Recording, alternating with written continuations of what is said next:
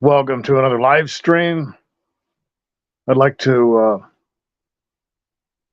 I'd like to thank everyone for watching this. And if you're a targeted individual out there who's triggered by the holidays as you're dealing with gang stalking, you're not alone.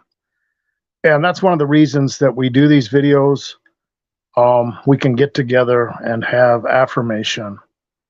And I've talked about the fact that holidays are very difficult for targets. And, there's people out there that they get very depressed on Christmas or other holidays, even if they're not targeted individuals. And, the fact that people are dealing with persecution and harassment that encompasses deep psychological trauma, and the people who are involved are exponential in this gang stalking experience. You're dealing with family, friends, coworkers, and everybody experiences that isolation and the paranoia and all that stuff. We're going to talk about it because when you're a targeted individual, people are turning against you. It seems as though you're fighting everyone, and you don't know why. You don't know what you did wrong. Sometimes people are dealing with that smear campaign, with the rumors, with the suggestions, with the threats, and a lot of times targets haven't even done anything, and they're just being accused, and it's usually something really bad that they're being accused of, so that they'll fear for their life, and they have to justify this behavior, these attacks that are happening to targeted individuals. It's the only thing that makes sense. And if you've got something in your past, they may dig that up and use it as manufactured justification. But I don't know, the holidays can be a trigger for targets, and it's classic. And Christmas is a big one. I know I've spent decades alone, so I know exactly what it's like on every level. Many targets have been dealing with this whole thing going back into their childhood, and it isn't always the overt stuff. Sometimes it's the little breadcrumbs and the comments, or maybe it is a real intense going back into your childhood.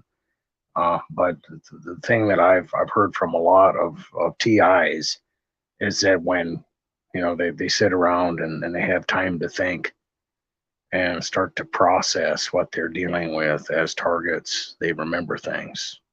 They remember comments that may come out in the themes of the directed conversations, of the street theater, the threats, the little games that they're going to be playing, and they can see that they've been set up.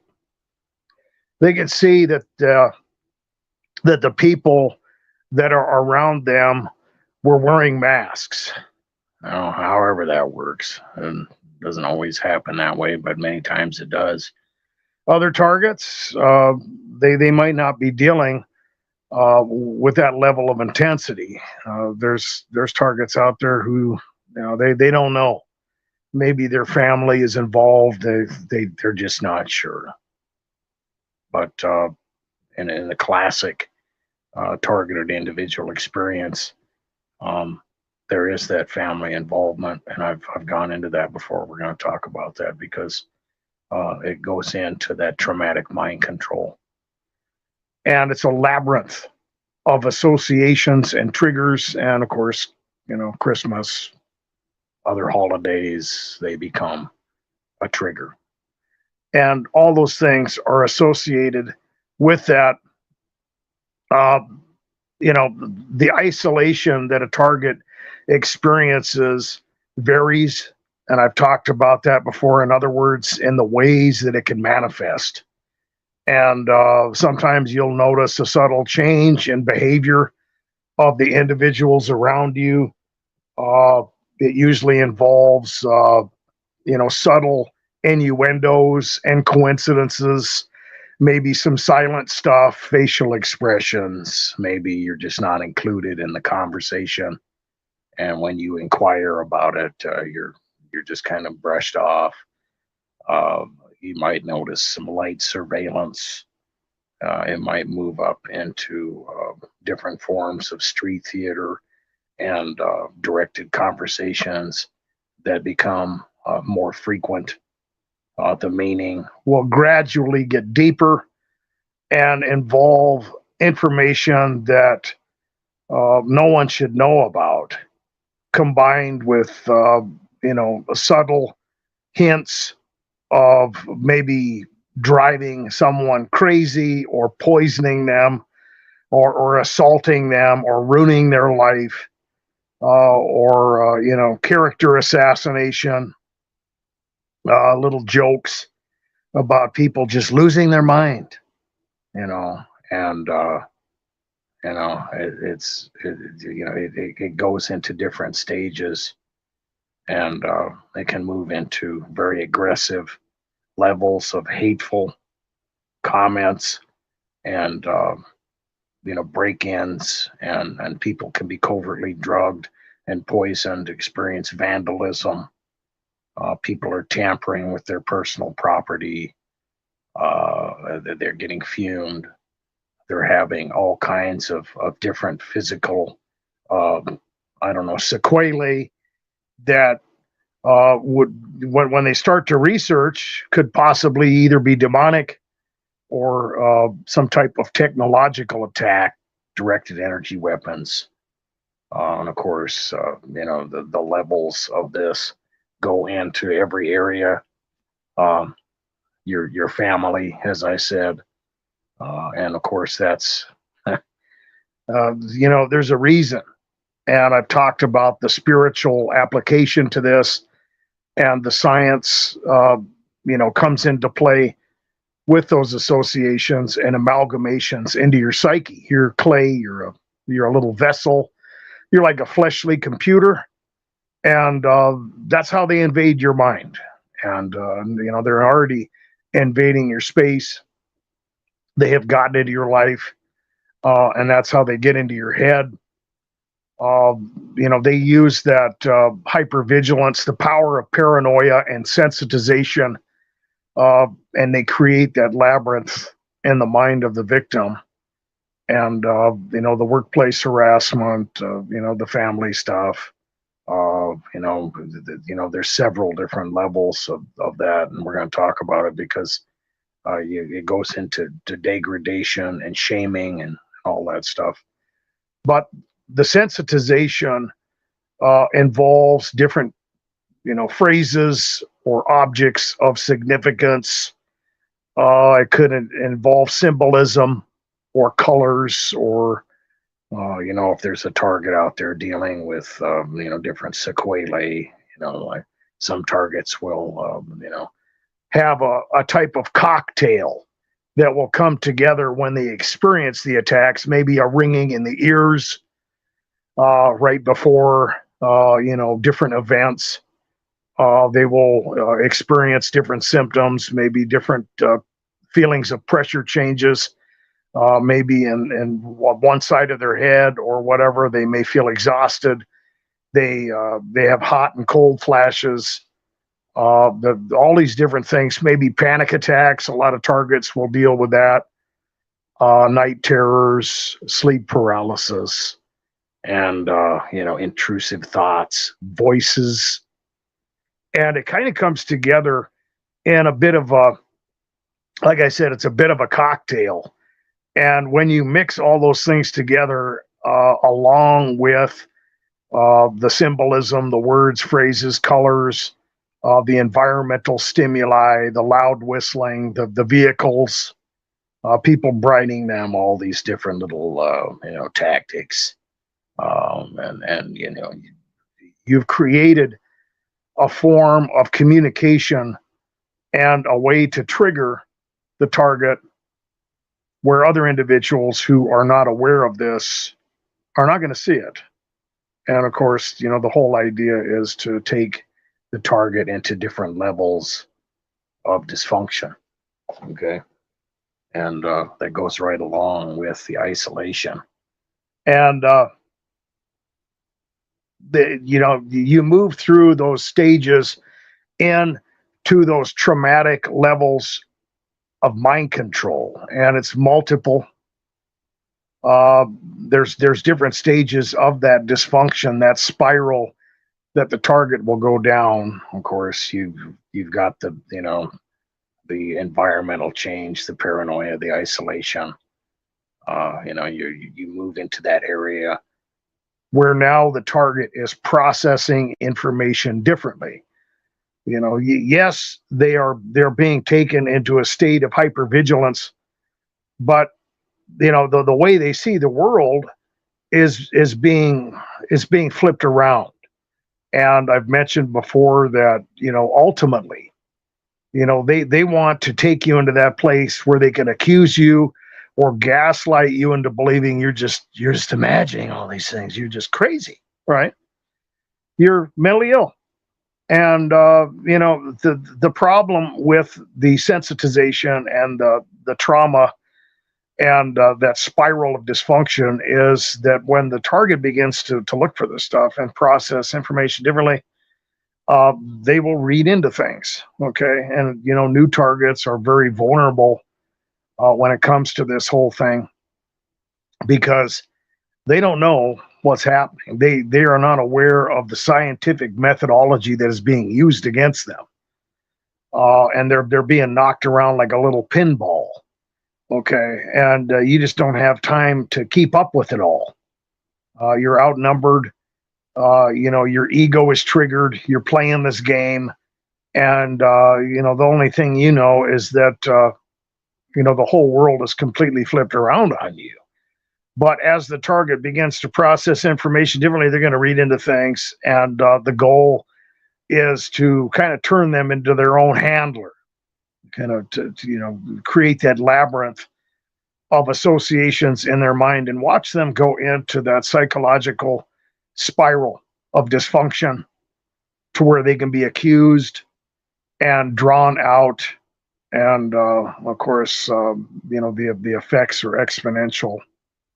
And like I said before, you're experiencing, multiple levels of social degradation and shaming, not only in your family, at your workplace, in your social group, but it moves into the area of how the target sees themselves. They want you to internalize all these things. Of course, it's like I said, when the target moves through this labyrinth, they begin to process information differently, and along with disinformation and sleep deprivation and covert drugging and who knows what else. It's you can move into that area where you're teetering on the edge of psychosis. Okay, and the duration of the stalking, it changes. I mean, you're experiencing a long-term campaign, but within the framework of this scientific methodology, you're going to go into different, levels of environmental tyranny, and it'll change. And I've talked about the fact that it's crucial for the gaslighting and that spiral of dysfunction, along with creating hypervigilance and paranoia in the target individual, to take them in a place where they don't know, right? They get to a place where they're experiencing the tyranny and the attack, and then it'll change. The stalking may stop. People will be treating them kind again, rather than sarcasm and unorthodox behavior that's confusing and perplexing the target. All of a sudden, the world is a bright place full of sunshine and butterflies. And of course, it takes them on that emotional roller coaster. And I've mentioned before that depending on what happens, depending on what they can get the target to do, there's a multi-purpose for that. In other words, we'll say the target begins to talk about it. We'll say they get to the place where they're communicating honestly, in that logical framework that I've talked about, their conceptual framework where they were raised to believe that the world is a logical place and that they can just be honest with people and tell people and confide in them what is happening to them. Well, that's going to be a problem, isn't it? Okay, and what happens? Well, you got the two groups of people that know and the people that don't, and you can't tell them apart. And so now the target is moving into that mechanism where they are being discredited. They are, falling down the rabbit hole of the gang-stalking labyrinth. Well, who are these people? Why are you so special? Why? What? Wait a minute. Who are? And now you are faced with a logistical dilemma of explaining these things, and if nothing else, you can get minimized and worn out. But the problem is that now you've moved into that area where things become a lot more complex. Okay, and I've talked about the fact that once the target moves into that place where they are experiencing the dysfunction and they begin to get accused and gaslighted, you're just fueling the fire with that. Okay, you're just playing into their game, and now you're just a crazy person. You think it was bad before, but when you get on paper, okay, you get drawn out, and it's bad before. And as you know, I've talked about this before. That's really the only thing I didn't do wrong. It was interesting to see them try to coax the information out. Like, so, you sure nothing's wrong? You'd tell me if something was going on, wouldn't you? And they just, key questions, inquiring. I was not displaying any sequelae or giving any hints, and it was obvious.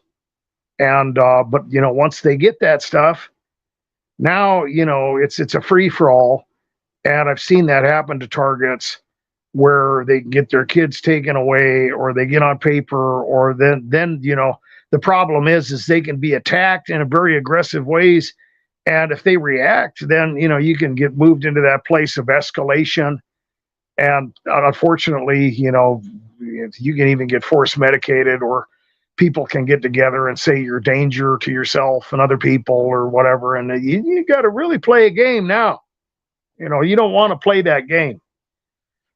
So, the whole idea when they change up that, strategy and put you on that roller coaster, it's eventually not only to provoke you and get you emotional, but to get you to internalize these things. And I've mentioned before, they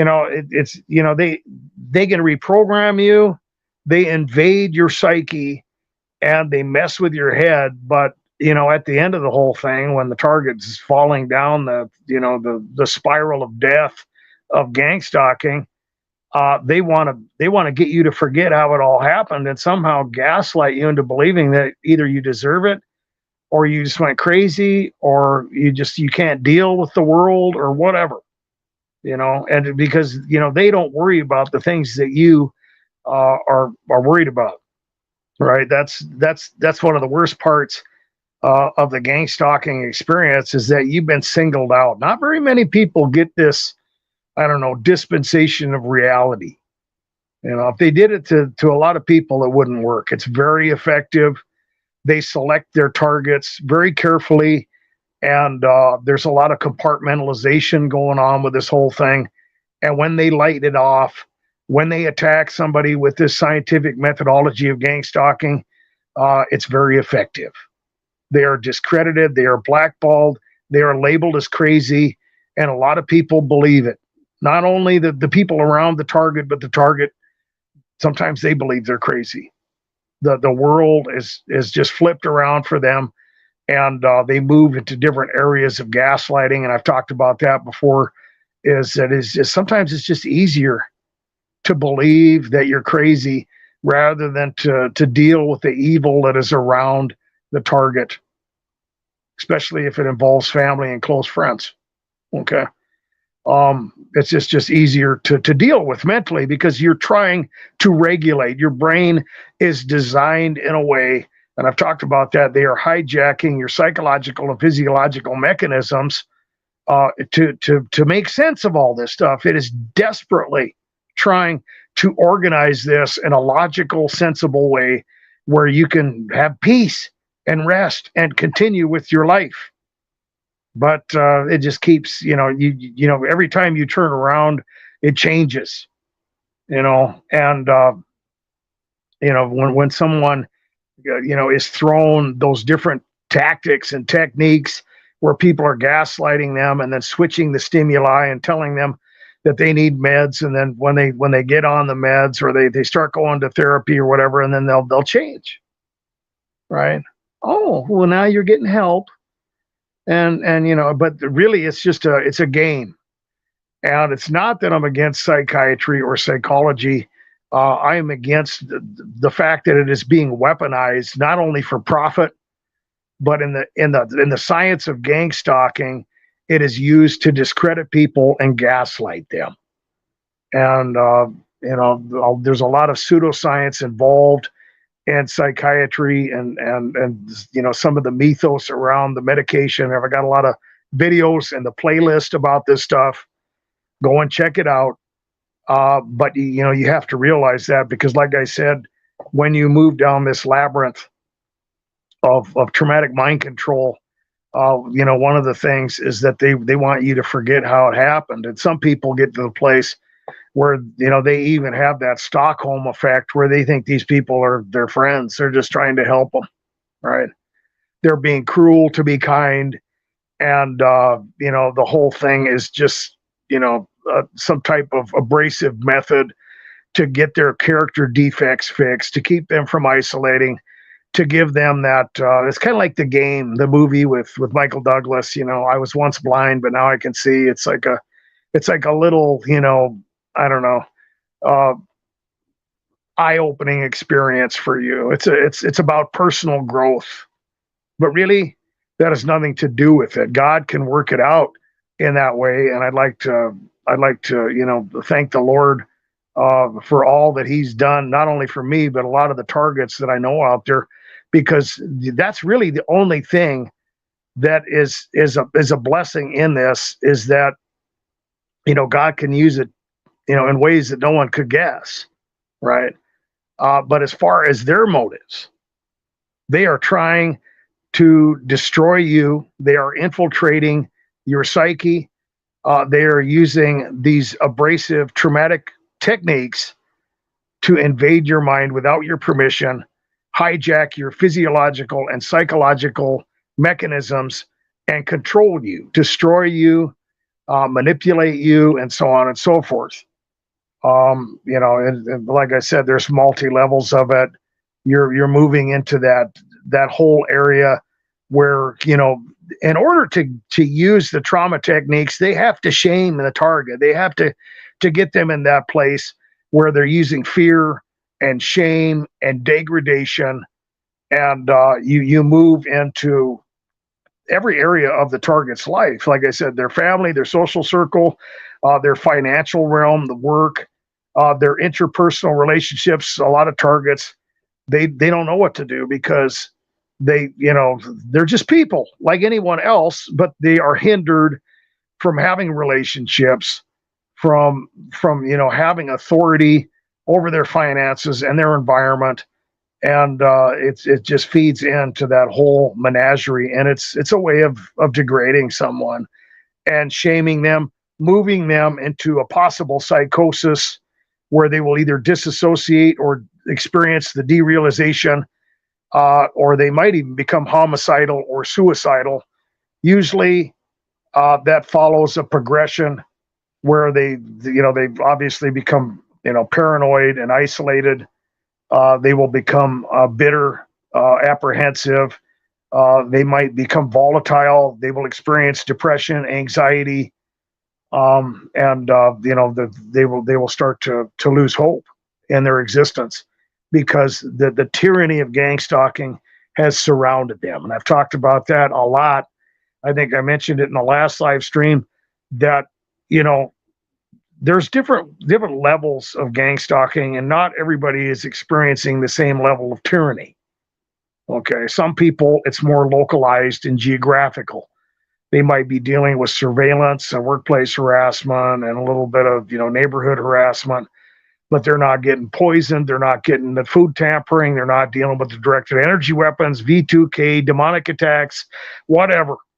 They're not dealing with that, and it just takes them into a different dispensation where their sanity is being stripped away from them. Different some targets, they get hit with everything so bad they go on that onslaught where they'll take off. They'll try to leave. They might even try to leave the country. Okay, but what happens? Of course, they can't get away.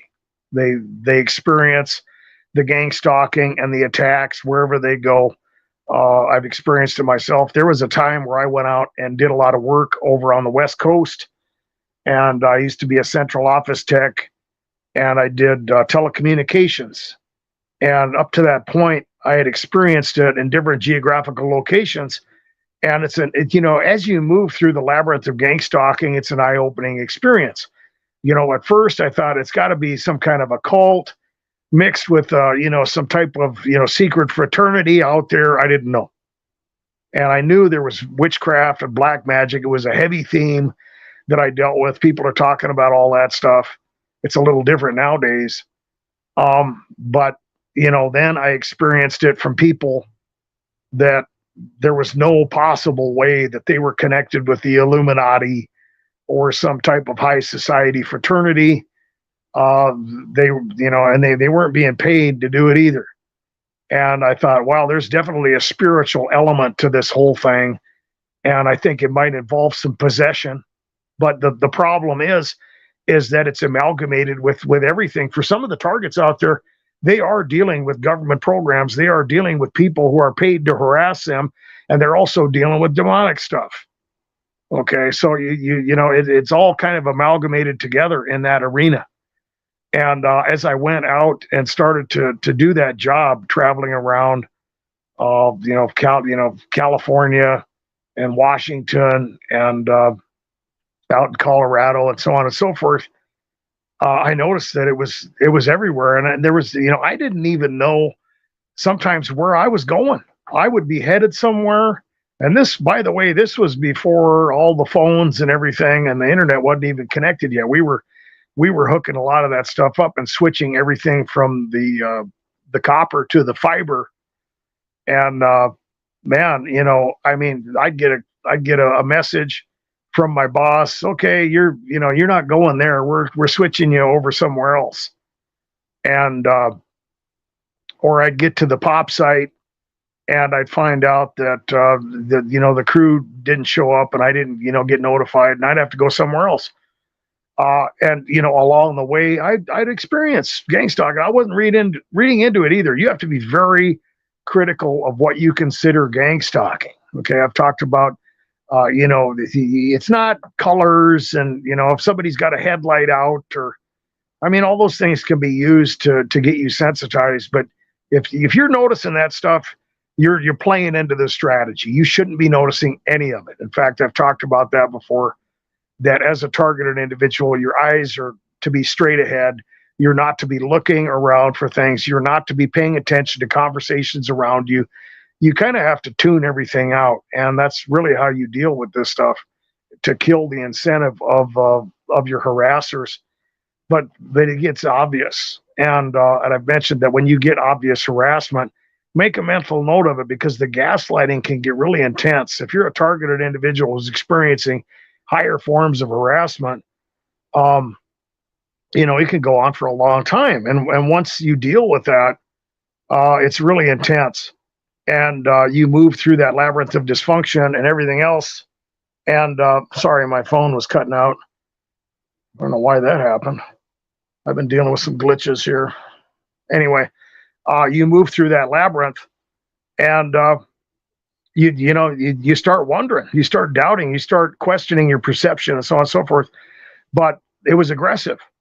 Okay, and I realized at that point that something else was going on, and along with all the other things, like I said, you have to amalgamate this together and create the proper landscape of how this is happening, and what you're going to do about it, and what you can expect, and how you have to have realistic expectations, because like I said, you're constantly trying to regulate. You're designed that way, and they keep you in a state of dysregulation in the sense that they're constantly doing something. Targets will get a break in, or they'll get attacked, the tampering, or somebody will do something or come up and trigger them or whatever. Use that sensitization framework, and they keep you in that place. And you just want to live your life. You just want to get back to the way it was, and of course they play into that. Okay, that's part of their little framework too. Okay, you have to accept the fact that this is happening and that you cannot control other people, and you have to remember that you're not the aggressor. And and letting go of some of that, or accepting some of that, you are canceling out that emotional manipulation that you're going to be dealing with as a target. I'm going to just see the way that phone was cutting out. I'm going to see if you guys can even hear me, because that kind of freaked me out. I'm going to go all the way up to the end of the comments. And it looks as if everything's working correctly. And is everything, can somebody give me a shout out as far as the sound quality? Everything working fine out there? I don't know why my phone was cutting out on me. Okay, we're good. Thanks, social media beef. All right, well, I appreciate that. Okay, too blessed to be stressed. Thank you. All good. Steve the Pigeon, welcome to the live stream. All right, and as you're moving into that, like I said, acceptance is a big part of this whole thing. And you're dealing with a lot of little techniques with these perps, and there's a lot of different perps that are out there. Merry Christmas to everybody, and also the perps, because they're always watching, aren't they, guys? But you have the wonderful little coincidences that are around these people, and there's a lot of commonalities that the perps have. They love to play dumb. They love to obfuscate their activity. They deny what's going on, and they love to, turn your world into a nightmare, and they will reframe everything. They will accuse you, and they basically distort your reality with all their weird, confusing tactics, and they will use leverage if they can, and they like to provoke people. Depends on what kind of perps you're dealing with. You have different ways to get at people, and I've mentioned before that as a target goes through this labyrinth of gangstalking, you become wise to some of the stuff that's out there that's messing with you. It really freaked you out at first, and then you get kind of, you get to the place where you move away from that terror, hunt down, to where you don't know what's going on, to, you can see the psychological games, and it doesn't impact you the same way. And I've mentioned that, part of that roller coaster that they take you on is partially because of that, because they're not getting what they want at that point. At first, the target is just super terrified and confused, and they like that. It's good to invade the psyche with that trauma and everything. But then, eventually the target, realizes that they're playing, they're dealing with poisoning and covert drug use, but it's a lot of a psychological, game, and they realize that. And so they'll just start breaking you down incrementally and using that time and pressure methodology, and you will use different tactics. The stalkers, like I said, sometimes it'll change, and you will deal with the infiltrators. You will deal with the polite attacker. Those guys, oh, you need any help? And they'll sabotage. Oh, I'm sorry, I was just trying to help you. Yeah, thanks a lot. you know and of course, triggering you to get in an emotional state is important. And I've talked about the labyrinth of associations. um, it's exponential. Their whole goal is to create that spider web where everything reminds you of harassment, and it's all connected with negative anxiety, depression, and all those really bad emotions to keep you in a state of dysregulation and throw you down the hole of gangstalking and that spiral of dysfunction. They like that. They're sarcastic, they're greasy, they love to be inquisitive, especially when you're getting the life sucked out of you. You know, and I've also mentioned though that when you don't react, you can throw it back. Because I've seen it a lot to where they get it. It's like sharks. You get a little blood in the water. They're coming from everywhere, and it's you start getting heavy attacks, and it starts wearing down the target, and it's like they know, and they'll come from everywhere just to get their little chunk of flesh, and they like that. But if it's not affecting you, and sometimes it happens that way, either the Lord intervenes, or you just start getting I don't know, wise to their methods or whatever, and it's not affecting you, and they're not able to get you in that same way and trigger you. You've figured out how to avoid and not react, and not pay attention to them and just keep moving forward. And they're the ones that get freaked out, or they get angry, or it seems like they lose the spring in their step. And it's like the opposite. Either it goes one way or the other. Either they're getting excited and you're getting thrown in the toilet, and they're just stomping around you and having a heyday. But when it doesn't happen, it goes the other way. And it's interesting to see that happen, because you're just one person against a multitude. And sometimes that's all it takes. And their attack against you is negligible. They are the aggressors, and they are breaking every law in the universe. And I think that's also part of it. Like I said, the Lord will intervene, and so on and so forth. But you got to remember that these people, they're getting their hands dirty, and ultimately there's a spiritual processing that is going on. It's important to realize that fundamentally, behind the government programs and finding ways to silence the whistleblower and coercing the masses with the vessel of wrath, or using you as a scapegoat, people are being processed, and ultimately we're either going to heaven or hell. Okay. And don't kid yourself. There's no middle ground, period. God didn't create a gray world out there for people who just want to be neutral. You're either going one direction or the other. Okay. And you're either being found worthy of one place or the other. And when these people become involved in gang stalking and harassment, they are proving themselves unworthy of life. Okay. Seems like they're getting away with it. Okay. It looks as if, you're the one that's losing, but ultimately that's the test of faith. That is the delusion that goes along with this landscape that is created by the kingdom of darkness, and the people that are deceived. The people that buy into that whole thing and go along with the masses are going to hell. Okay. That's about the short of it.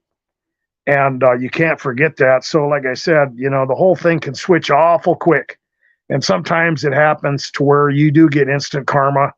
I've seen that happen to people before, depending on how aggressive they get. A lot of people, is there rules to this? A lot of people, they're not allowed to touch you. Well, sometimes they do. Okay. And sometimes they'll do some things, but one of the things that I've mentioned before, you got to be careful how you live your life as a targeted individual, and a lot of it is bait. If they can get you into living in a way that is not consistent with the Word of God, it just makes it worse. I hear that from targets. They may go out and mess around or something with something they're not supposed to be, or be in a place they're not supposed to be, and they get harassed heavy. They get attacked. Some bad stuff happens to them, and all of a sudden they're hearing the voices again, or the V2K, or they're who knows what. and it's bad. But that's the bait. But it can also happen to them where they go too far. Okay, I've seen that before, and I've even heard other stalkers trying to warn people that they were just young bucks that were coming into the whole thing. Because a lot of targets will talk about that. It's like some of these people are just getting thrown under the bus. And there's targets out there that are getting harassed so heavily they're ready to snap, and some idiot comes up to them and and it's like you're ready to kill them, and it's just like they don't know what they're playing around with. But there's people out there that have more knowledge than others, and sometimes they'll go over the edge and they'll start blaspheming God or whatever, and ultimately that's the criteria that is used for that processing, because in their activity of doing this stuff to you, they are violating, like I said, all the laws of the universe. They're becoming his enemy, and sometimes it goes further than that, to where they get cocky and they think that they can go ahead and blaspheme God and everything. Well, I've seen that in street theater and direct conversations. Oh, is Jesus going to help you? Does Jesus love you? And they'll go a little too far with it, and the next thing you know, they're not on the planet anymore, literally. Am I absolutely sure that's why? No, I don't know, but it sure is coincidental, isn't it? And some of those people that that I've seen do that kind of stuff and kind of mock me and, how's that working for you, Mr. Christian boy? We're going to get you. And okay, that's fine. But what the hell's that got to do with what's going to happen to you? We'll even say that I am cursed or damned or something. You're not getting out of it, dummy. Wake up. But for some reason, they just don't get it, and they cross that line.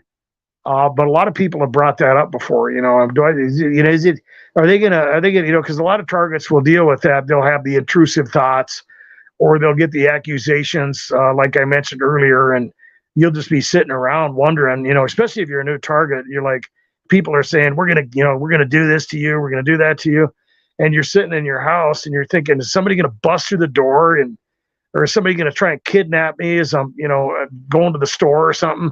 There was a guy that I used to talk to up in Washington, and he was saying that white vans were following him around, and he was getting street theater, and he thought he was going to end up getting kidnapped or something. Who knows? But they like that, is it? And people wonder, are they going to do that?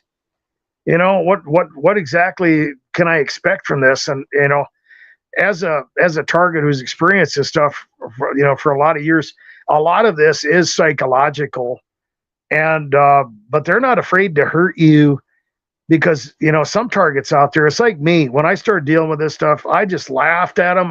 You want to mess with my brain, huh? You don't know, I grew up in a family that did that kind of stuff, and they would mess with me, and I've talked about some of the clairvoyant street theater and directed conversations, and they want to freak you out, or get you to we're watching you and we know, and sometimes that's just not enough. And then they start, coming in and laying their hands on you. They'll come in, break into your house at night. I've caught them doing that. That really got my attention.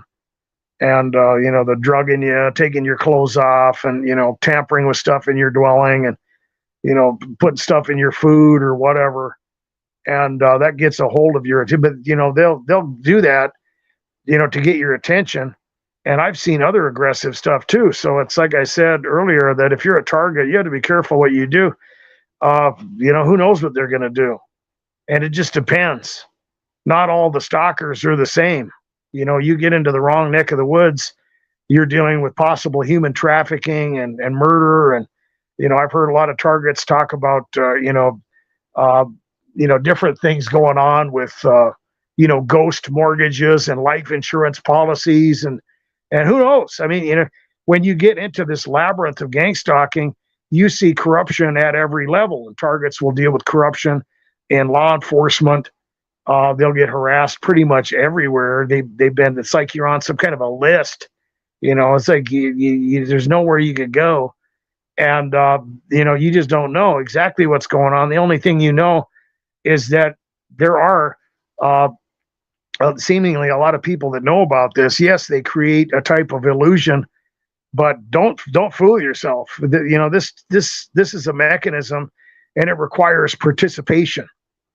But they will do that. The perps go into that area. They're intrusive and abrasive. They're troublemakers. You get those little yankers that sometimes they're the most effective because it's geared towards getting you emotional. They love that, loud, obnoxious behavior, noise campaigns and stuff like that. And then, you're dealing with covert stuff too. And I mentioned that, directed energy weapons or demonic activity can be involved. And a lot of targets will talk about that. And that's, it's like what I talked about at the beginning of the video. It's like a cocktail. You're dealing with a menagerie of stimuli. You might have a narrative or intrusive thoughts. You might even be hearing V2K or demonic voices. You might all of a sudden feel uneasy, or you might feel panicky, or you're just, your moods are flipping around, or you're having other physical sequelae, and then you're dealing with the physical perps on top of it. And it all comes together from multiple angles. And then you've got the different forms of gaslighting that when the target becomes dysfunctional, maybe they'll need some help, or maybe they'll become financially needy in this spiral of death that you're dealing with because you're getting attacked from all angles. And that's where you get the leverage perp, and then, of course, they're going to play games with you, and there's nothing you can do. And, you're surrounded by these people. And I've mentioned that several times that, you got to really be careful what you say, because you're always playing a game. And unfortunately, as a targeted individual, you're playing that, that Hollywood game. Everything's okay. Everything's fine. And you just have to gain environmental authority and try and keep yourself in a safe place where they don't get leverage on you. Because once they do, like I said, you get on paper or whatever, then, you're in trouble, because they don't, it's bad enough. They'll walk up to you and just say something to you, or they'll do something to you and just simply deny it. I never did that. What are you talking about? I never said that. And they, it's just like, really? But there's nothing you can do. And it'll get sarcastic like that, and they might ask you the same question 50 million times, or just start acting weird or rude. But I dare you to call them out, because once you do, you're going to be accused, and you're always going to be outnumbered as a targeted individual. And unfortunately, it's your word against everybody else's. And of course, you're just crazy, right? You're just mentally ill, right? You're whacked out, right? It's, I mentioned this several times in videos going back to the beginning of the channel when I was, a little bit younger. Around the time that this started out, I found a book. It was like a medical book, and it was something my family had. And I was looking. I don't remember what I was looking, but it wasn't. I just stumbled across this, and there were two things that I found. One was a way to mess with someone with synergistic, poisoning or chemicals, right? And if you don't know what that is where you take different substances or chemicals and mix them together to poison someone, or to cause a type of volatile reaction, or it could be used to gaslight someone in the sense that they can introduce one chemical maybe in the hygiene product of the individual, or maybe they'll put it on a doorknob or whatever, and then the target will be exposed to another cocktail of chemicals or another chemical, and they will experience the sequelae. They might invite you over for dinner, and you might have it, or they might even involve your habitual lifestyle. It's just chemicals. I think the example that was in that book was someone that smoked and drank alcohol, that you mix other chemicals into the food that they're going to be eating. And, it'll cause blindness, or other things can happen to that individual where you can kill them. And it's just weird. I was like, what the hell? Why is all this stuff in a medical book? And then I kept reading, and it even went further into how you can get someone committed against their will. And of course, the example in the book was an elderly person that refused to go to an elderly care facility. And there's a way that you can all get together and kind of push them over the edge and get old grandpa, in Aspen Meadows or whatever, in the sense that you're basically gangstalking them, right? And the instructions were to move things around in their room or personal possessions, or even steal money from them, and then get them suspicious with different types of environmental stimuli, where they would be invited maybe down for dinner or whatever, or to a family gathering, and everybody would be talking and laughing, and when the individual comes into the vicinity, everyone would look at each other funny and be quiet and kind of giggle, or have different facial expressions. And of course, it's going to make the individual paranoid, and all kinds of other games. Another one was that they were to, after they did all this weird stuff to them, then use directed conversations, to kind of suggest that somebody was going to get poisoned, and then they would bake a cake or cookies or something like that, something that could be left out for a period of time, maybe a few days or whatever. And once the individual was paranoid, they would all get together and, Grandpa, wouldn't you like to have some of this pie? Oh, those cookies are going to be good. Oh, you got to eat some of that. And then all the individuals would be instructed not to eat any of it, but to aggressively offer it to the victim of harassment, and then with the directed conversations to get them, along with all the other activity, to believe that they're stealing my money. They're plotting against me. They want to kill. And if anybody was to say anything, of course, they're all going to get together and, call the doctor. And of course, old grandpa's starting to lose his mind. Time to lock him up, And I saw this stuff, and I was like, my gosh, and it was eye opening to see those things.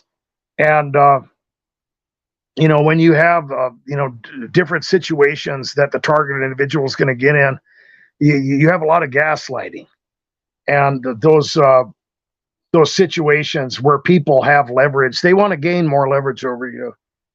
And it's a nightmare. Gangstalking is a scientific methodology of creating basically manufactured mental illness, dysfunction, discrediting someone, and pushing them either to homicide or suicide. There's a lot of things that are involved in it, but I thought I'd just kind of go through that. And I know that you guys are not all experiencing the same thing, but I think that for targets, it's a common template that I kind of went through. And we're going to go into the messages now, or the comments, and see who's out there. And I'm going to go all the way up to the top here. And like I said, Merry Christmas. Welcome to the live stream. Targeted Patton, welcome. Firefighter, welcome to the live stream. Monster2244, welcome to the live stream. Social Media Beef, Matson Miles, hope you're doing well. Hope everything's working out for you. Hopefully that fuming has been getting better. I've been praying for you, Matson. That's a hell of a thing to deal with. I've dealt with a lot of that myself. How do you, when a lot of things that targets deal with are designed to dysregulate them incrementally. Okay.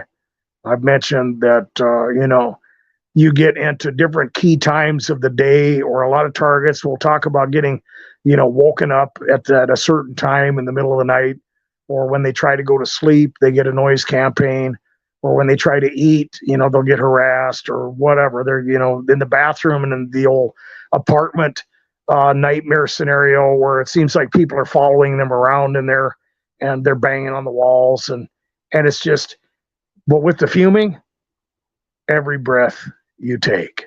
Yeah, that's an aggressive method. NC, welcome to the live stream. Steve the Pigeon, welcome. And Steve says he feels like he's been permanently put on the naughty list. And Santa and his little helpers, they've got us on their list, don't they? Okay, let's see here. Where Dolls Dance, Dollhouse, welcome to the live stream. Moving back up. Firefighter, I think I mentioned you, but welcome. Okay, and Firefighter says the American Gangstalking program is a direct copy of the Stasi. Yeah, well, it is. There's a lot of that going on, and there's a lot of coercion and conformity, and there's a lot of ways that this stuff can manifest. Too blessed to be stressed. Awesome. Welcome to the live stream. Anonymous, welcome. Well, it looks like Anonymous is at home alone and in pain. We just like to throw a prayer out there for Anonymous and other targeted individuals who are dealing with that isolation, that feeling of loneliness and pain and dysregulation that is caused by this, and that they would have a time of refreshing and peace in the mighty name of the Lord Jesus Christ. Okay.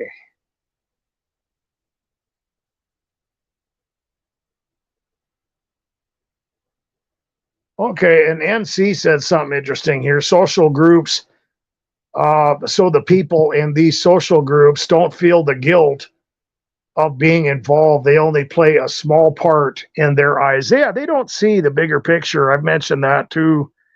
A death by 1,000 cuts, and targeted individuals get hit from a lot of different angles. And sometimes you get perps that are a little more involved, and sometimes even for decades I've dealt with them. But as far as a lot of the individuals that are drawn into this menagerie of harassment, it is a death by 1,000 cuts, and they just come up and take their little chunk of flesh, and they don't see it for what it really is. They're getting their hands in something that's basically murder when it comes down to it. Like I said, people are driven into psychosis, maybe even homicidal or suicidal mentalities, even at the start of gangstalking, let alone after the spiral of death and dysfunction start to really become a factor. Gabriel, welcome to the live stream. Okay. All righty. Let's see here.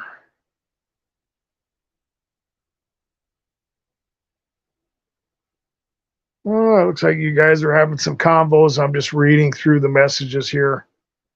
City of Fullerton Gangstalking, welcome to the live stream.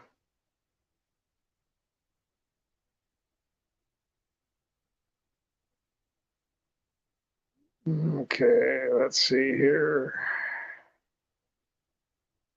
Too blessed to be stressed, says isolation is the worst. Yeah, well, it's like I've mentioned that before, that it's a crucial part of this whole thing. Deprivation is part of the framework of breaking someone down, and but it plays into all the things that you deal with. Whether it's V2K, the psychic driving that goes along with that, the directed energy weapons. Just the fact that you're not designed. I mean, it's okay. There's people out there that deal with isolation more than others, but the thing is that even if you're around people as a target, you're still isolated in your circumstances. And so that's like, it's one of the best, parts of this live stream is we can all relate with each other. You might be around people in your daily life, or maybe your family isn't doing anything to you, but they don't know. You got to pretend you're always acting, or you just can't relate with people. But if that's all it was isolation, that's enough to drive somebody crazy. Just that alone is enough.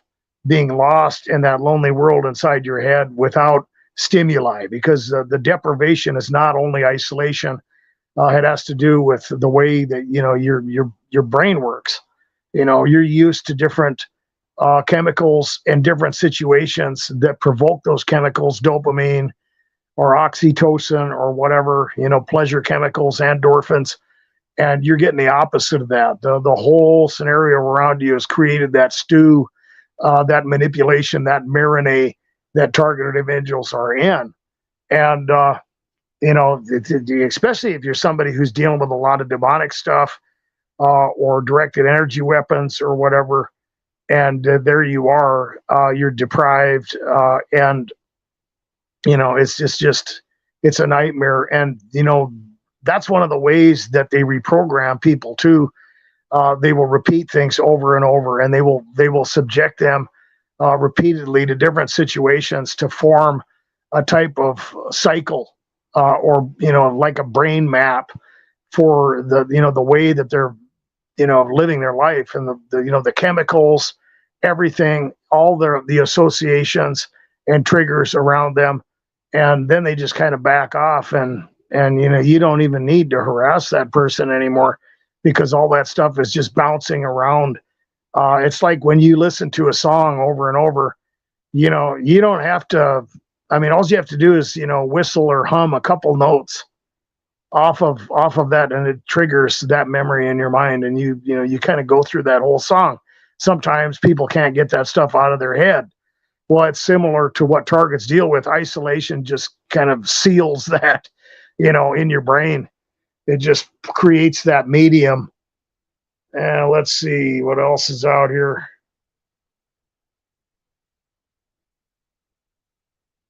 Okay, let's see what's out here. Andy Smith, hopefully you're having a good Christmas. But I think I welcome you to live stream, but welcome again. I'm accidentally erasing some comments as I'm moving through here. I'm not trying to. Sorry about that. Okay. Minnie Soso, welcome. Elijah, welcome.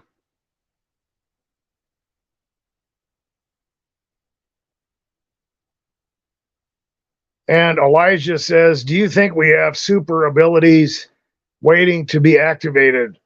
Because I realized I have been targeted since birth. Well, I don't know about that. That could play into that whole gaslighting menagerie of getting you into that place of accusation, where you're going to be accused of having a delusion of grandeur or a persecutory delusion.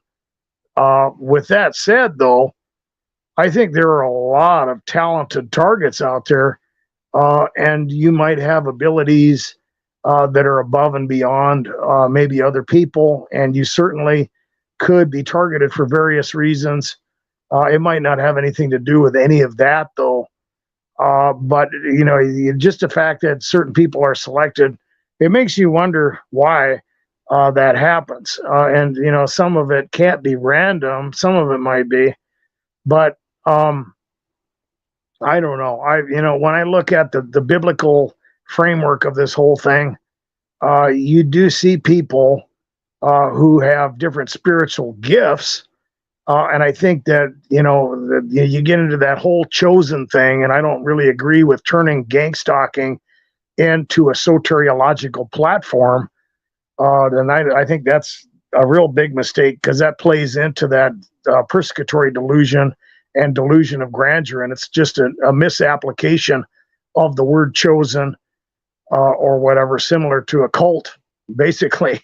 But there are people, however, who are persecuted because of their faith, and not everybody, though. So there could be different things going on, but I would watch out for that. I don't think there are people out there who have, magical abilities. One of the things that the kingdom of darkness will do is to lie to people and convince them of that. A lot of people who become involved in the occult are told those things, and they might have clairvoyant dreams, or a lot of deja vu, or premonitions, or whatever you want to call them. And it's a lot of that stuff comes out of the spiritual dimension. And I've referenced those things before. Some of that is used to create illusions, to mess with the mind of the target, or foretell events. And it's really how I explain deja vu. Really, I don't believe that people are gifted or whatever. They're probably being attacked, or it's possible that God is revealing certain things to people. But at the end of the day, Anytime you come up with a special label for anybody, you're in dangerous territory. Okay. It's like the people that are out there in the religious community. I'm a prophet, or I'm, brother so and so, or whatever. Well, you're a human being that has been bought and paid for by the blood of Christ, and we're all the same. The first is going to be last. Okay, and in the sense that everything comes from God, and rather than identifying, even if somebody has a gift or something, rather than identifying that with you, you are to identify that as a gift that came from God or whatever. But I don't believe in meticulous determinism. I think that God's going to be a lot more purposeful. And what I referenced a lot of times in understanding Ephesians 1 is that you are predestined to the adoption of children, which is to be conformed in the image of Christ, explained in Romans 8:23, and that you're going to get a glorified body. I think there's going to be a whole lot of I don't know, of purposeful attention that the Lord is going to give that. I think this other stuff is, He creates the possibilities and impossibilities. And I think there are times where people are elected and God does get involved, like the prophet Jeremiah or other things, or He elected Abraham. But those are more job titles, and it's not a soteriological platform. However, a lot of people are told those things. And like I said, you got to be careful when you get into that area, because a lot of times that will be used to, I don't know, get the target into a place where they're believing something that's not true. And that solidifies a type of mental diagnosis against them. Because what happens, the target will, what's going on? All these things are happening, and all th's people are after me. And now it's because you're a star child, or you're gifted or special or something, and people are just, they already think you're nuts. You throw that in there, and you're 100% bona fide to get a bad diagnosis or a false diagnosis. And the whole idea of doing this to you is to obfuscate the harassment. One of the worst parts about being gang stalked is you're dealing with all this weird stuff, but you can't prove it. And you buy into that kind of stuff and start talking about it, and you just seal yourself up in the cocoon of death. I mean, this is really a scientific method, man. When you look at it after you've been dealing with this stuff for a long time, it is very, very effective. And people just think you're nuts. Last thing you want to do is believe something like that. Okay, let's move on here. All right.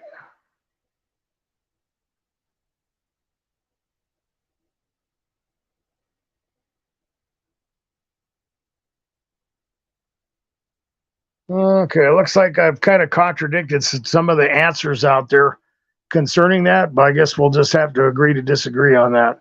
I process it as everything comes from the Lord, whether you're a mighty angel or a little child.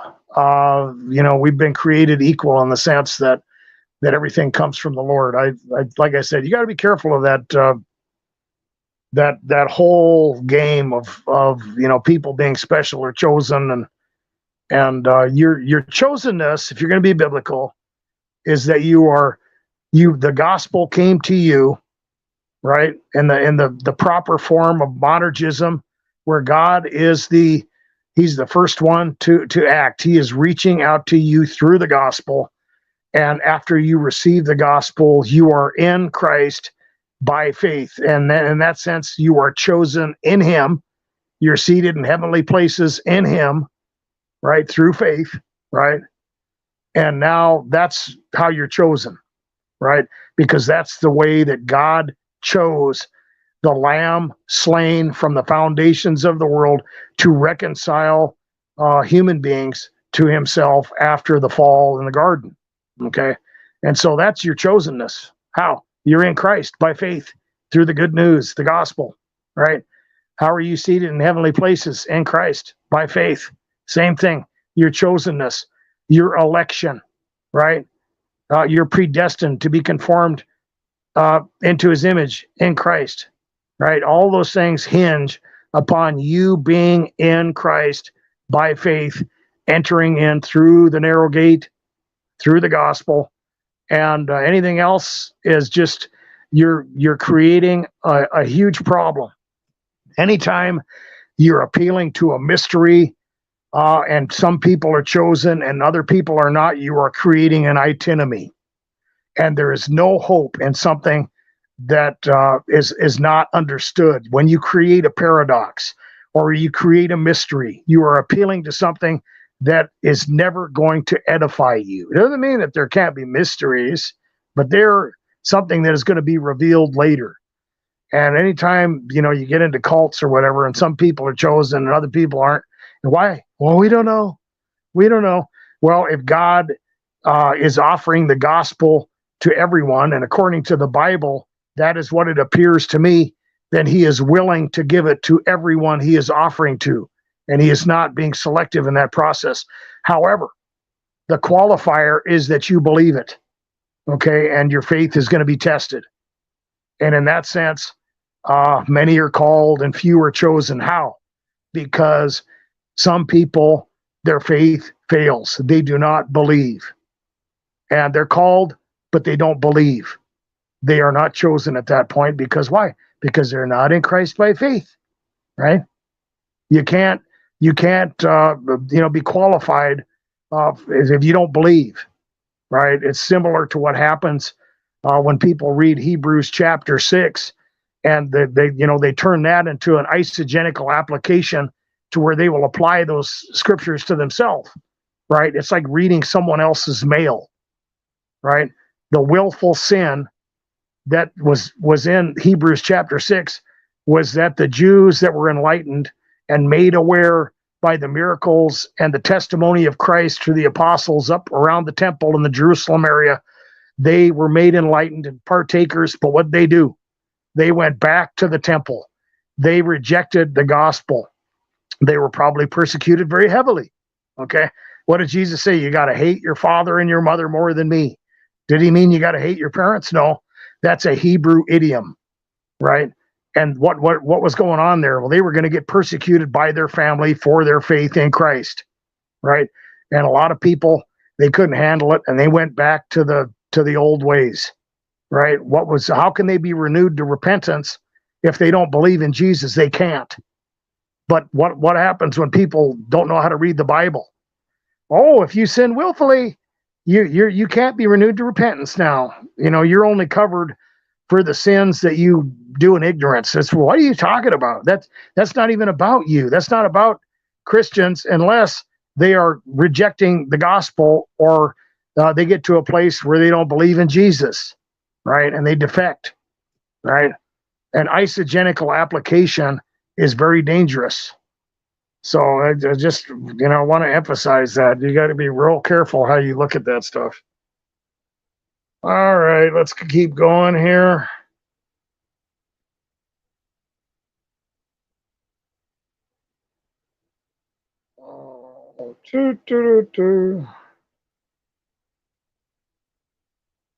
Okay, well, you guys are having a good little dialogue. I'll just leave that alone. Whoa. Oops. Had another little glitch in the phone.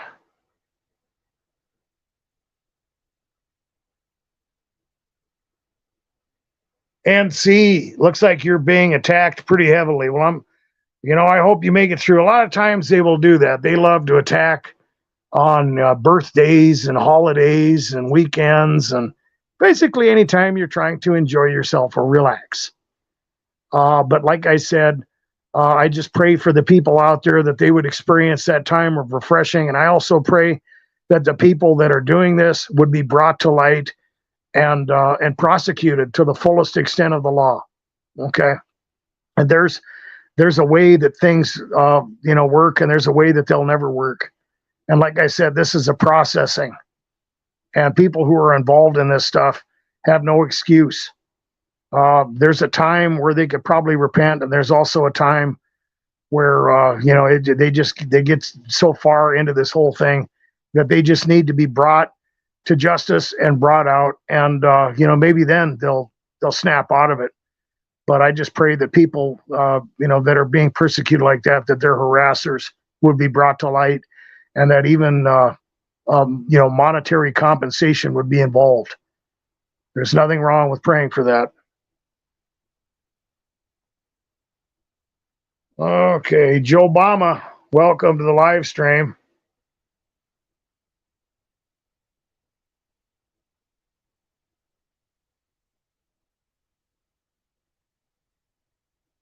All righty then. I'm just reading through this stuff.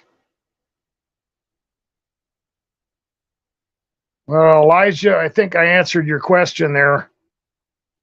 Like I said, the whole chosen one thing is taking Gangstalking and creating a soteriological platform. Soteriology has to do with the science of salvation. The gospel is the only way, and through Christ and believing the gospel is the only way you can be chosen. Period. Okay, and when the Bible talks about the elect, by law first mentioned, he's talking about the lineage of Abraham there, and they were elected for a very specific purpose. Now, it wasn't for soteriological, necessarily. Okay, they could either have faith or not, right? We've seen that demonstrated with the judicial hardening of the Jews, so that they got judged. That was the whole, all those prophecies of Jeremiah and all that stuff about them being scattered, but that they have a future and a hope that one day they're going to be regathered again, and at the fullness of the nations. Then the end will come, but you're going to see all those things coming together. That's why it's significant when you see the Israelites regathered over there. A lot of people saw those are the false Jews. No, okay. The cosmic geography is very significant. Okay, and God is very clear in the scriptures that in Romans 11:2, he has not cast off those which he prognosko foreknew. Who's that? That he intimately knew in the past, which is the Jews. And if they believe, they can be grafted back in. And if they survive the Antichrist over there and all the persecution to the time where the Lord returns, that all Israel will be saved. In other words, that veil of Moses, that judicial hardening is going to be taken off, and they're going to see the one whom they pierced, and they're going to believe. Okay, but it's very significant to see that. So when you see God's chosen people or whatever, what's that talking about? Well, that's what happened. The seed singular of Abraham blessed the nations. Who's that? Jesus, right? And that the purpose of God's election in Romans chapter 9 of choosing Abraham was what? To bring forth the Christ out of his lineage, right? After the Tower of Babel, God started over with Abraham, right? And his purpose of election did not fail. And Paul talks about that. It's classic eisegesis when people turn Romans chapter 9 into a doctrine of reprobation, of soteriological platforms, and so on. It has nothing to do with you. It has nothing to do with anybody but the Jews. And the whole hypothetical interlocutor that Paul is acting as he is explaining why the Jews did not receive the promise, because they didn't receive it by faith, right? And the whole book of Romans talks about receiving by faith. And so you got to be careful. So by law, first mention, when it talks about the elect, who's it talking about? Two groups of people. First, the Jews were elected, right, to bring forth the Christ. They were chosen, right? And God has made a covenant with them. And you're in Christ by faith. Your election is in Christ. Two different kinds of election there. And it's not mysterious, and it's not unilateral, and it's something that happens, in a way that could be understood. So I can't emphasize that enough. I hear people talking about that, and it's all that's doing out there when they're appealing to your emotionalism. Oh, you're one of the chosen ones. That's why you're being gang-stalked. You have the opportunity through that persecution to see the world as it is, to see the evil, to reach up towards God. But not everybody's going to do that, unfortunately. Okay. I'd like to think that everybody would. And I think that because you were seeing these things accurately, it's a benefit to you, because there are a lot of people out there in the world that they believe the lies. They don't know, what's really happening, and they're going to skip down that yellow brick road to nowhere. And at the end of the whole thing, they're going to be very surprised to find out what's really going on. You, as a targeted individual, are confronted with the reality, the abrasive reality of evil, and in a very, I don't know, toxic situation of persecution. And hopefully people are going to use that properly. But when people are addressing the targeted individual community as being soteriologically blessed just because they're gang stalked, you're creating a cult. And you can't do that. They are wrong. Okay? They are absolutely 100% wrong, and they are feeding into a persecutory delusion. You got to be careful with that. I can't emphasize that enough. It drives me insane. You are saved through the gospel of Jesus Christ, period. No matter who you are.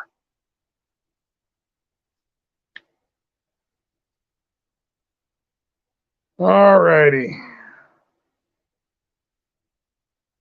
Okay, let's see what's out here.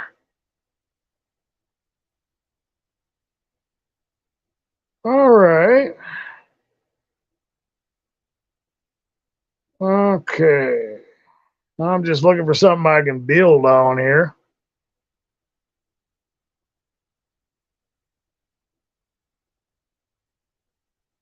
Whoops. I accidentally erased a comment. Sorry. Alexander Woods, welcome to the live stream. Nice to see you in here.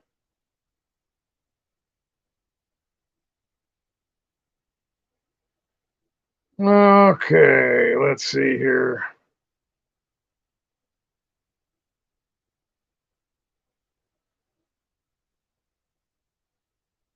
All right. Okay, it looks like Joe Obama is talking about how targeted individuals are discredited here. Every TI is either a pathological liar, a troll, a schizo, a mental defective. I'm not going to use that word. A lot of people don't like it. Demonically possessed. This covers all the cases because gang stalking is not real. Okay, well, yeah, that targeted individuals are accused of a lot of things. Okay, and that's common. And that, like I said, you got to be real careful how you play this game, because that's exactly what's going to come at you. And once it's one thing to be in here talking about it with you guys, but I'm certainly not going to, at work or anywhere else, to start, talking. Oh yeah, some stalkers broke into my house last summer, and it's one question after another, and you are going to have a limited amount of explanations because people are not subjected to this. It's like that video that I made about how I probably wouldn't even believe it. There's targets out there that fight in the community. They don't experience V2K or break-ins or the directed energy weapons or some of the other stuff, and they've even created their own little niche. Well, those guys are the crazy targets. We're the sane ones. We're just dealing with surveillance, and the government's playing a game with us. All those other people are schizo. No, they're not. Targeted individuals, they can experience those higher forms of harassment, but it's always like that. Why? Because until you are subjected to it, it's pretty hard to believe it can happen. Okay, and that's just the reality of this whole thing. And when you're dealing with that, like I said, it's very scientific, and it's like quicksand. You're not getting out of it. You better hold real still and just try to maintain what ground you've got. Anytime you get too excited about anything, you're playing into their strategy, and they will discredit you. They will label you. It's clay. Even if you're just dealing with different controversies in the religious community, they use the same tactics. You're a heretic. You're a false teacher. They label you. You're a synergist. You're a semi-Pelagian, right?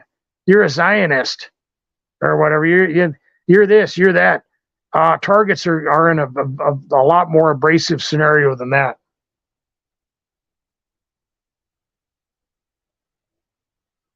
Okay.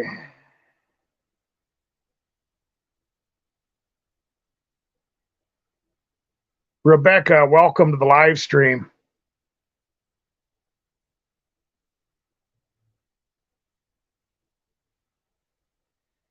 And Rebecca says a form of MK Ultra, in a way, getting the subject to believe something that isn't true in order to manipulate them. Oh yeah, that's crucial, and that's really what we've been talking about. It's environmental stimuli and subjection, traumatic mind control to propositional tyranny, right? That's the gaslighting, to get you to believe you deserve it, to get you to believe you're crazy, to get other people to believe you're insane, to get you to internalize all this stuff, to get you to forget how you got the way you are, right?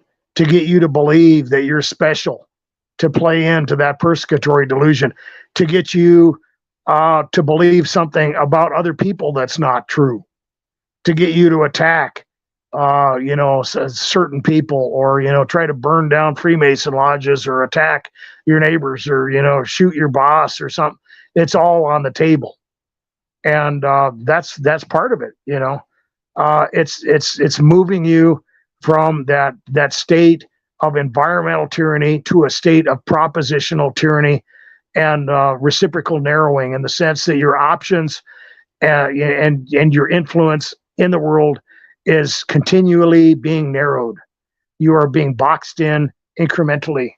And like I've said before, simplifying your life, not reacting, and just moving forward and stacking up the tyranny takes down the culpability of the target. It kills the gaslighting. It forces them to be aggressive, because when you react or whatever, they can just say anything they want, and they can trigger you, they can get you emotional, and then they get everybody to believe you're nuts and just put that much more pressure on you. They're looking down their noses at you. They're giving you the stink eye. You're blackballed even more. You're used even that much more as a scapegoat, and you get pissed, you get emotional, and you react, and it's a never-ending chain of events. But if you don't, then it's a problem for them. And like I said, what are they going to do? They're doing it for a reason. They want to get something out of it. If they can't trigger you, they're going to have to try harder or get aggressive. And now they're not going to be able to convince you that it's not happening. Even in the labyrinth of covert harassment, if you play this game long enough, they're going to have to do something, right? They want it. They want a reaction, and they're going to screw up. They're going to kill the gaslighting effect, right? And they want you to react. They want you to get on paper, or get thrown in jail, or they want everybody around you to think you're nuts. And you simplify your life. You put something up on the table that they've got their fingers in.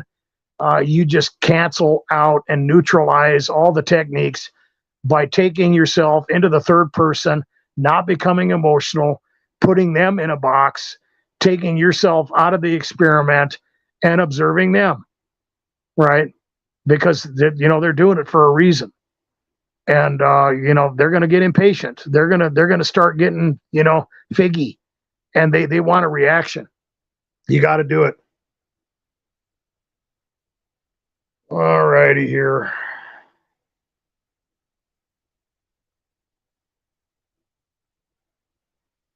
And Matson Miles says, Clips is right, not chosen, but cursed. It certainly feels like that. I felt that way before. And there's a way that this can be a huge blessing to people. And I don't want to underestimate that. And I've mentioned that before. It's kind of like what Jesus said to the Pharisees.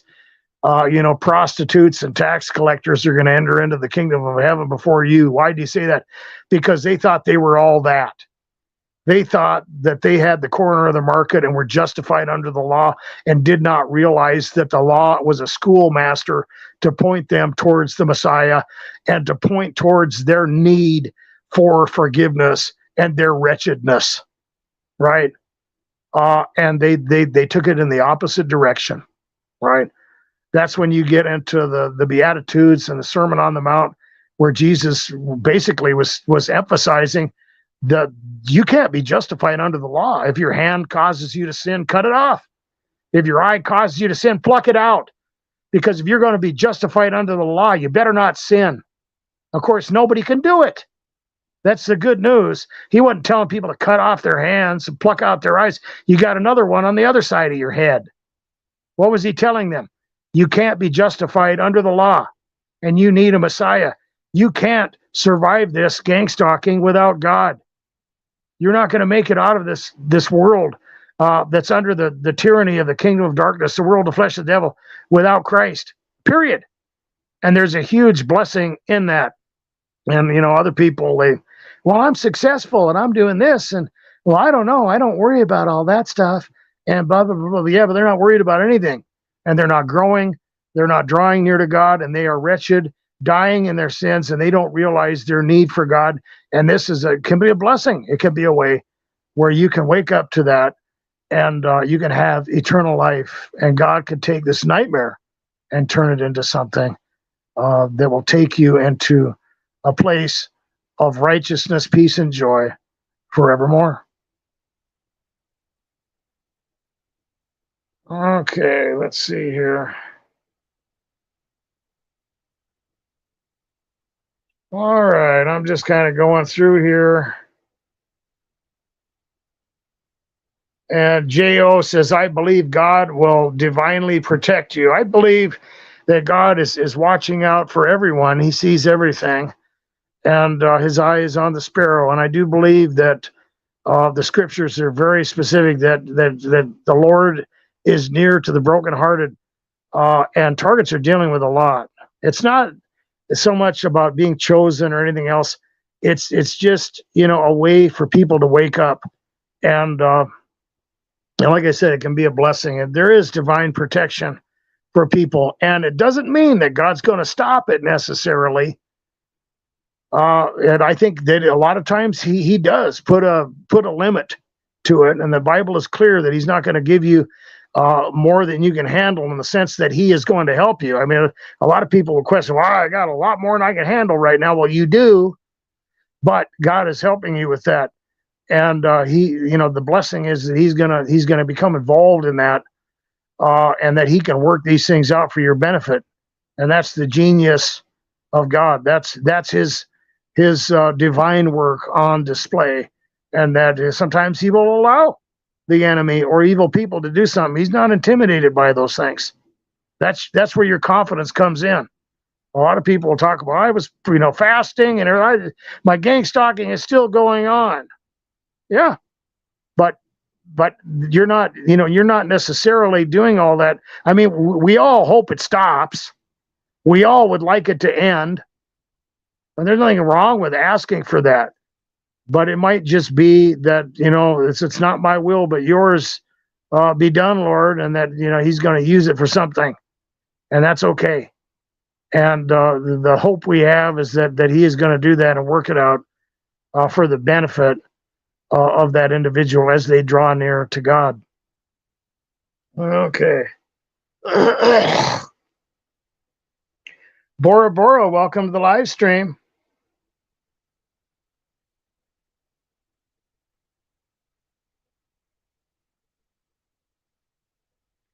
Anonymous says he likes, or I don't know if it's female or male, sorry, the explanation of the chosen. Well, yeah, that's biblical. You got to go off the biblical framework.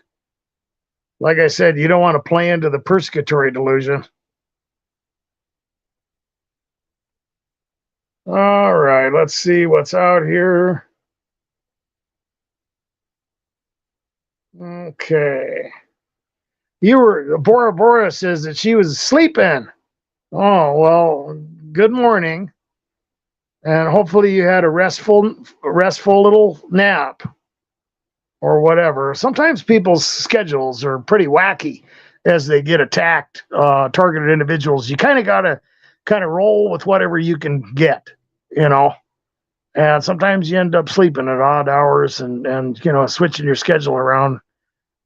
There's Nothing wrong with that.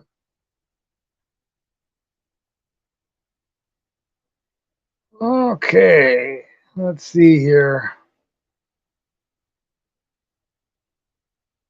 Okay.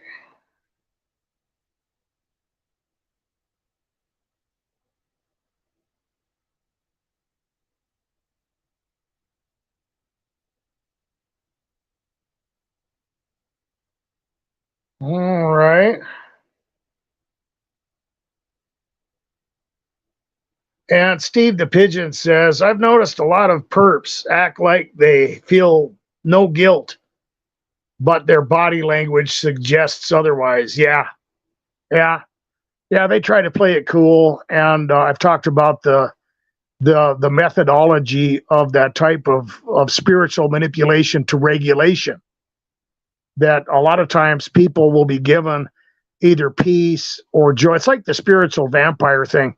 Are they really, sucking the life out of you, or are they just getting something from their spiritual handlers to make them believe that for condemnation purposes, and kind of get them to become more involved with it and give them an incentive, similar to what happens in cults, where people get around a false teacher, and the spiritual entities will give them a sense of peace or infusions of love or different types of feelings and emotions, and that will solidify that whole proposition that they are in the right place when really they're not. They're being deceived. But that's the delusion, right? Well, I don't know. It contradicts the word of God, or it seems like it's wrong, but it feels so right, right? And they will get regulated in that behavior. They will become hardened, and their conscience will become seared. And then they might flip it around, though.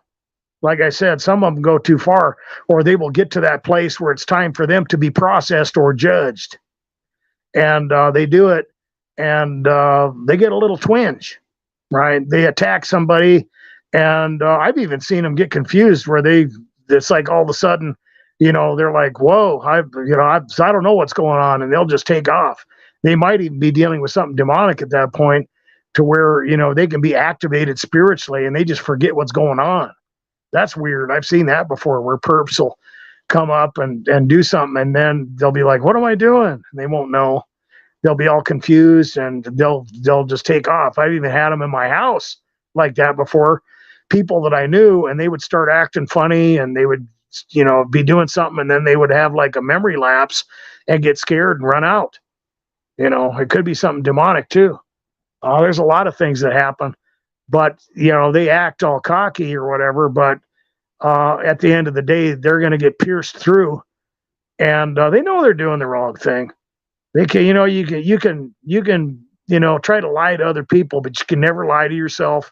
And eventually, we're all going to have to deal with that same fundamental reality.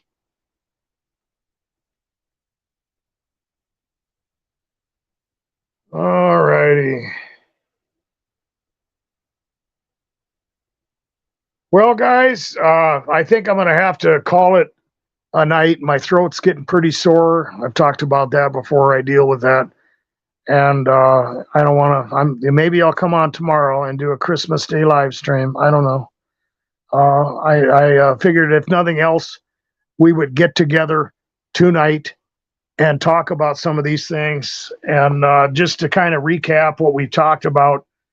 Uh, Holidays are always a trigger for targets, and of course, uh, the isolation is unbearable, and it's classic for targets to deal with that. They've been blackballed, and they move through different stages of that, where they are not only experiencing degradation, shame, and attacks from their people in their social circle, their friends, their family, their coworkers, but they're taken into a place of traumatic mind control and associations to push them into that manufactured mental illness, the multiple levels of dysfunction, paranoia, isolation.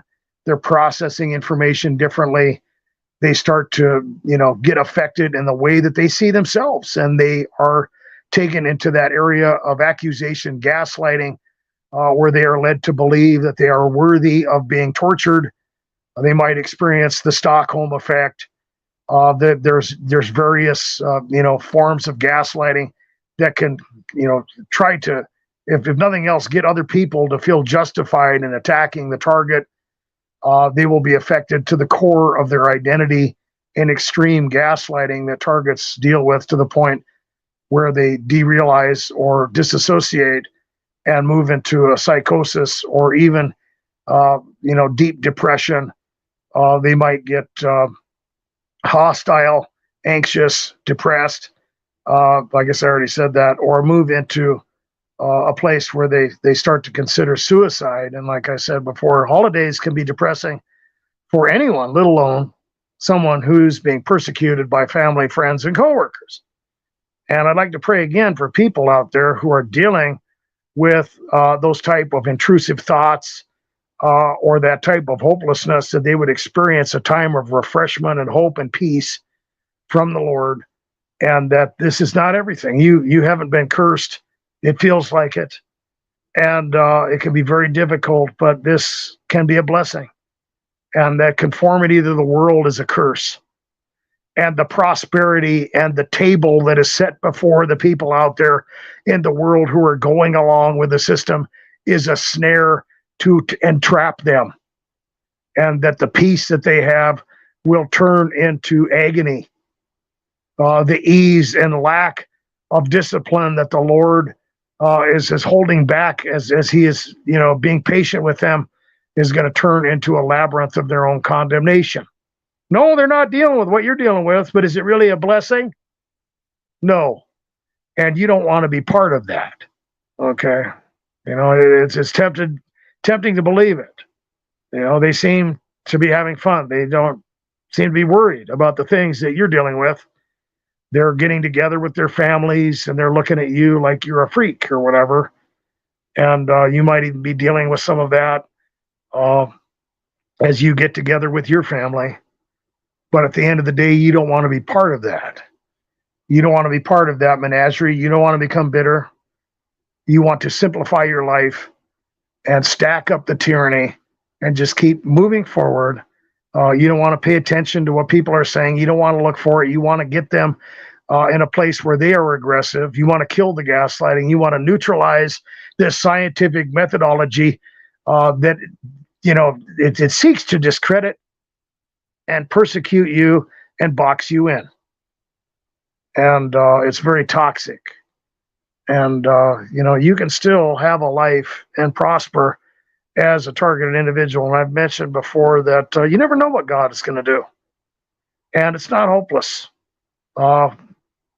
It may be that God stops these people and brings them to light. And I pray for that every day. And I think that's okay. Even for a type of compensation for targets who have lost their homes, their family, their health, and so on and so forth. And like I said, I pray for that all the time. And I want you guys to keep that in mind. This is not hopeless, and this is not everything. They are not taking everything away from you.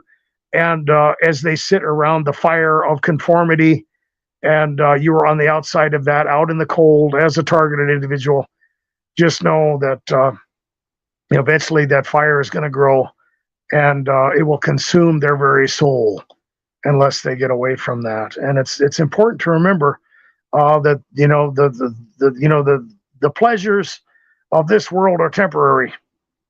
And if you are consistent and you look at the framework out there, if it was God that was cursing you in this whole thing, well, he sure is inconsistent, because there's a lot of evil people out there and corrupt politicians and everything. They seem to be doing pretty good. What did you do? Right? And I'm not saying that he might not be disciplining you in other ways or whatever. I'm not saying God has to or can't do anything. He can do whatever he wants. But I think it's very clear and obvious that there's a huge problem with that. Okay. And when you look at the world out there, you see that accurate landscape. And whether it's the perps or, like I said, corrupt politicians or whatever, they seem to have all those so-called blessings that God is supposedly holding back from you. But I don't think God is blessing them. I think that comes maybe from the God of this world. And of course, conformity in that sense is going to lead to excommunication from the true God who created everything. So I just wanted to emphasize that, because it's tempting, to believe that, and I struggle with those things, and it's not uncommon for targeted individuals to get to the place where they're starting to question reality. This whole thing is a reality flip. You might wonder if you're in hell. You might wonder if you're in purgatory. You might wonder if you're on the Truman Show. You might wonder if you're, died and just don't know what's going on. And why are all these people after me? Why is everything so crazy? And because you're in a world that is under the tyranny of the world, the flesh, and the devil, and is being obfuscated. And the glorious gospel of Jesus Christ is being, it's being covered up, and the world is being blinded to those things. And you're being used in the menagerie of this whole, weaponized psychiatry and the obfuscation of the demonic realm and secret government programs and all that stuff. But those things are real. I heard somebody talking about, the Agenda 21 and all those things that are out there.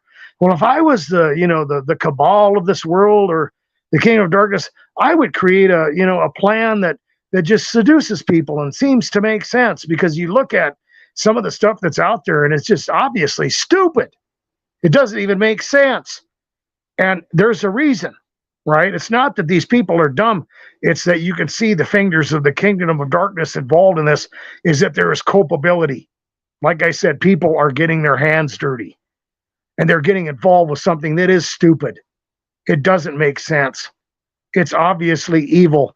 And there is a moral responsibility and a culpability that goes along with that.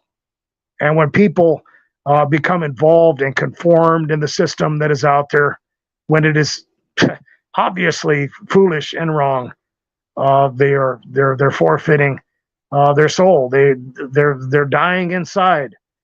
And it's like when stalkers become involved in harassing you. They're burying themselves.